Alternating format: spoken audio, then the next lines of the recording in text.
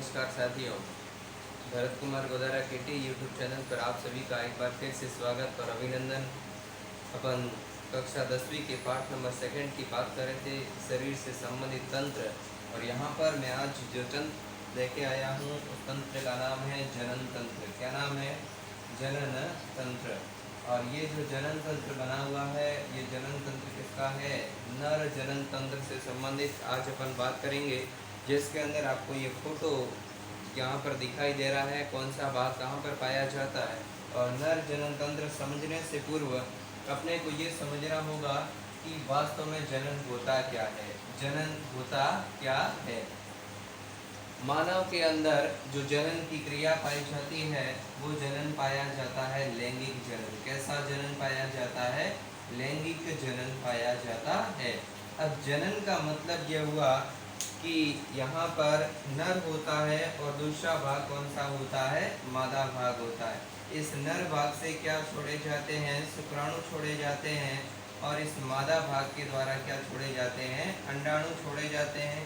इन शुक्राणु और अंडाणु दोनों की जो मिलने की क्रिया होती है उस क्रिया को क्या कहा जाता है? युग्मनज कहते हैं। यहाँ पर अंडाणु n अवस्था में और शुक्राणु भी n, तो यहाँ पर n और n कितना हो जाएगा? 2n। और इसके परिणाम स्वरूप किसका निर्माण होता है?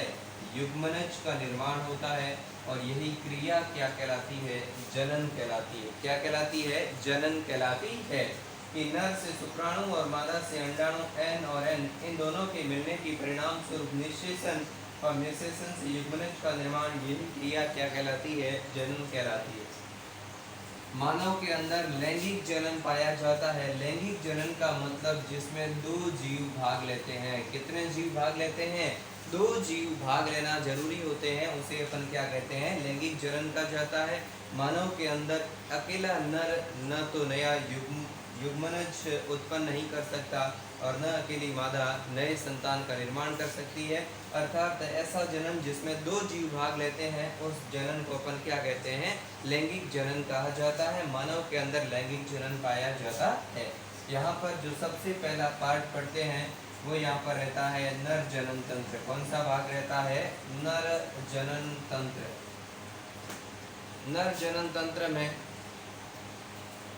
नर जनन तंत्र के अंदर जो सबसे पहला पार्ट रहता है, यहाँ पर सबसे जो पहला भाग रहता है वो भाग रहता है वृषण भाग। कौन सा भाग रहता है? वृषण भाग रहता है। यहाँ पर ये आपको पार्ट दिखाई दे रहा होगा जिसका नामकरण लिखा हुआ वृषण भाग, बीच वाला भाग है, जिसके अंदर शुक्राणु पाए जाते हैं। और इसके जस्ट नीचे की तरफ ये वृषण जिस भाग के अंदर संरक्षित रहता है सुरक्षित, उस भाग को वृषण कोश कहते हैं। इस वृषण के ऊपर पाई जाने वाली संरचना क्या कहलाती है? अधिवृषण कहलाती है। और इस वृषण से ये शुक्राणु यहाँ पर जैसे ही उत्पन्न होंगे, इन शुक्राणुओं को शुक्रवाहिका के द्वारा, ये नली पाई जाती है और शुक्रवाहिका के द्वारा शुक्राशय भाग में ले जाया जाएगा। और शुक्राशय भाग के द्वारा आगे की तरफ यहाँ पर एक नली पाई जाती है और उस नली के द्वारा यहाँ पर ये प्रोस्टेट ग्रंथि है और इसके बीच में ये मूत्राशय भाग से भी जुड़ी रहती है। मूत्र का भी इसी नली के द्वारा ही नर के अंदर, जिस नली से शुक्राणु जाते हैं उसी नली से मूत्र का भी यहाँ पर शरीर से बाहर उत्सर्जन होता है। इस नलिका के द्वारा आगे श्वसन भाग होता है, ये श्वसन मोड, और इसके द्वारा ही जो शुक्राणु होते हैं और दूसरा मूत्र होता है उसको शरीर से बाहर उत्सर्जित कर दिया जाता है। ये यहाँ पर बना हुआ सबसे पहला अपन भाग पढ़ते हैं वृषण भाग। मानव के अंदर जो वृषण होता है वो प्राथमिक जनन अंग के रूप में कार्य करता है। किसके रूप में कार्य करता है? प्राथमिक जनन अंगों के रूप में कार्य करता है। यहाँ पर जो वृषण पाए जाते हैं उनकी संख्या एक जोड़ी होती है। कितनी होती है? एक जोड़ी, अर्थात संख्या में कितने होते हैं? दो पाए जाते हैं। ये जो वृषण होते हैं ये किस आकार के होते हैं? अंडाकार संरचना के रूप में पाए जाते हैं। और वृषणों के ऊपर, किसके ऊपर? वृषणों के ऊपर जो संरचना पाई जाती है उस संरचना को अपन क्या कहते हैं? अधिवृषण कहा जाता है। उस संरचना को क्या कहा जाता है? अधिवृषण कहा जाता है। और वृषण जिस संरचना में सुरक्षित रहते हैं, जिस संरचना के अंदर उस सुरक्षित रहने वाली संरचना को अपन क्या नाम दिया था? वृषण कोश कहा जाता है। क्या कहते हैं? वृषण कोश कहा जाता है। जिस संरचना के अंदर सुरक्षित रहते हैं उस संरचना को अपन क्या कहते हैं? वृषण कोश। ऊपर पाई जाने वाली संरचना क्या कहलाती है? अधिवृषण कहलाती है। यहाँ पर ये सामान्यतः इसके बारे में संरचना रहती है। यहाँ पर इस वृषण भाग के अंदर सेकेंड नंबर की बात करें तो यहाँ पर हार्मोन का उत्सर्जन होता है। किनका उत्सर्जन होता है? हार्मोन। और हार्मोन होता है टेस्टोस्टेरोन। कौन सा हार्मोन होता है? टेस्टोस्टेरोन। और इस टेस्टोस्टेरोन हार्मोन के परिणाम स्वरूप किसका निर्माण किया जाता है? शुक्राणुओं का निर्माण किया जाता है। ये सामान्यतः क्रिया चलती है और इनके अंदर उत्पन्न ये शुक्राणु शुक्र वाहिका नली के द्वारा कौन से भाग के अंदर चले जाते हैं? शुक्राशय भाग के अंदर चले जाते हैं। इस शुक्राशय भाग को शुक्राणुओं का रेस्ट हाउस कहा जाता है। उसके बाद ये प्रोस्टेट ग्रंथि होती है और इसके बाद ये आगे भाग के द्वारा जो होता है शरीर से बाहर निष्कासित कर दिया जाता है। यहाँ पर अपन पढ़ते हैं संरचनाओं के अंदर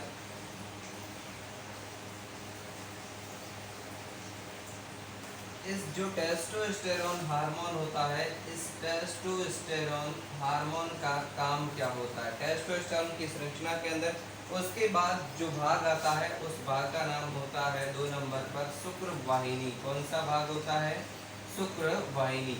ये एक नलिका नुमा संरचना होती है और इस शुक्र वाहिनी के द्वारा जो वृषण के अंदर जो शुक्राणु होते हैं, वृषण में उत्पन्न शुक्राणु, वृषण से शुक्राणुओं को, वृषण से शुक्राणुओं को कौन से भाग तक पहुंचाना? शुक्राशय तक पहुंचाना किस नली का काम होता है? शुक्र वाहिनी का काम होता है वृषण के अंदर उत्पन्न शुक्राणुओं को शुक्राशय भाग तक पहुंचाना। और इस शुक्राशय भाग को शुक्राणुओं का रेस्ट हाउस कहा जाता है। किसका रेस्ट हाउस? शुक्राणुओं का रेस्ट हाउस कहा जाता है। शुक्राणुओं का रेस्ट हाउस या आराम गृह कहा जाता है। उसके बाद ये प्रोस्टेट ग्रंथि होती है और इस ग्रंथि के अंदर एक तरल पदार्थ का स्त्रवण होता है जिसके परिणाम स्वरूप जो होते हैं शुक्राणु, उनकी जो गतिशीलता होती है उसको बढ़ाने में काम आती है। यहाँ पर बीच के अंदर मूत्राशय भाग रहता है जिसकी चर्चा अपन कर चुके हैं। इस मूत्राशय भाग के द्वारा यहाँ पर जो मूत्र होता है वो उसी नली के साथ अधिकतर से आते हैं शुक्राणु। ये दोनों आगे प्रवाहित होते हैं और उसके बाद अगले जो यहाँ पर भाग रहता है उस भाग के अंदर जो अगला पार्ट रहता है उसके अंदर यहाँ पर जो भाग पाया जाता है उस भाग के अंदर ये यहाँ पर सेशन जैसी संरचना पाई जाती है। और ये सेशन होता है मानव के अंदर सामान्य अवस्था में। कौन सी अवस्था में? सामान्य अवस्था में पाया जाता है सामान्यतः। और जब सामान्य अवस्था में पाया जाता है तो इसका जो आकार और लंबाई होती है वो सामान्यतः क्या होती है? कम होती है। ठीक है। उसके बाद सेकंड नंबर की बात करें तो ये एक लंबी नलिका नुमा संरचना होती है, नलिका नुमा संरचना होती है। और इसी भाग के द्वारा नंबर 1 शुक्राणु, क्या शुक्राणु को मादा की जनन मार्ग में प्रवेश कराया जाता है और इसी मार्ग से के द्वारा यहाँ पर जो मूत्र होता है उस मूत्र का शरीर से बाहर क्या किया जाता है? उत्सर्जन किया जाता है। इसलिए यहाँ पर जो मानव होता है उस मानव का जो मूत्र मार्ग होता है, मूत्र मार्ग, उस मूत्र मार्ग को क्या कहा जाता है? उभय मार्ग या द्विमार्ग कहा जाता है। क्या कहते हैं? उभय मार्ग या द्विमार्ग कहा जाता है। मानव के जो मूत्र होता है जनन, उसके अंदर जो मूत्र मार्ग होता है उस मूत्र मार्ग को उभय मार्ग या क्या कहते हैं? द्विमार्ग कहा जाता है। क्यों कहा जाता है? क्योंकि इसी भाग के द्वारा मूत्र और शुक्राणु दोनों का शरीर से बाहर निष्कासन किया जाता है। यहाँ पर ये सेशन भाग देता है। उसके बाद ये यहाँ पर आपको संरचना दिखाई दे रही है। इस संरचना के अंदर ये जो सबसे आगे वाला भाग दिखाई दे रहा है, इस सबसे आगे वाले भाग को अपन क्या कहते हैं? शिशन मुंड कहा जाता है। ये जो वृषण होते हैं, ये वृषण मुख्यतः शरीर से बाहर स्थित होते हैं। कहाँ स्थित होते हैं? शरीर से बाहर पाए जाते हैं। और वृषण सामान्यतः कहाँ पाए जाते हैं? शरीर से बाहर पाए जाते हैं। इनका कारण क्या है? शरीर से बाहर दोनों टांगों के मध्य लटकी हुई संरचनाओं के अंदर पाए जाते हैं। तो शरीर से बाहर इसलिए पाए जाते हैं क्योंकि जो मानव शरीर होता है मानव शरीर होता है, मानव शरीर का तापमान कितना होता है? लगभग 37 डिग्री सेंटीग्रेड। कितना होता है?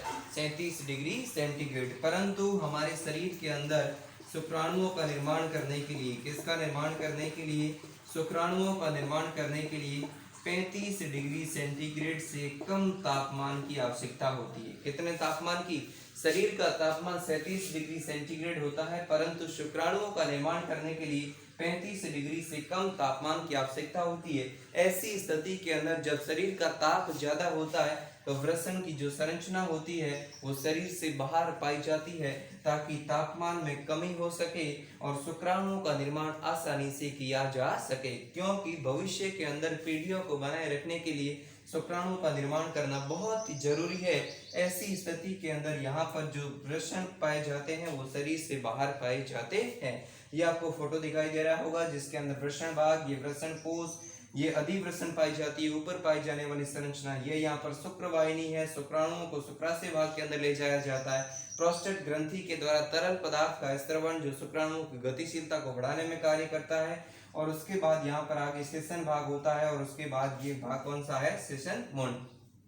ये जो सेशन भाग होता है ये सामान्य अवस्था के अंदर तो शिथिल रहता है, परंतु जब मैथुन की अवस्था होती है तो ऐसी स्थिति के अंदर ये भाग क्या हो जाता है? उत्तेजनशील अवस्था के अंदर आ जाता है। किस स्थिति में? जब क्रिया किसकी होती है? मैथुन की क्रिया होती है। ऐसी अवस्था में यह भाग उत्तेजनशील हो जाता है। ये यहाँ पर मानव का सामान्यतः नर जनन तंत्र की बात की, और अगली क्लास में अपन सामान्यतः बात करेंगे मादा जनन तंत्र की। यहाँ पर कक्षा 10th के लेवल का जो सिलेबस दिया गया उसके अकॉर्डिंग मैं यहाँ पर चल रहा हूँ। आज की क्लास में इतना ही। Thank you so much.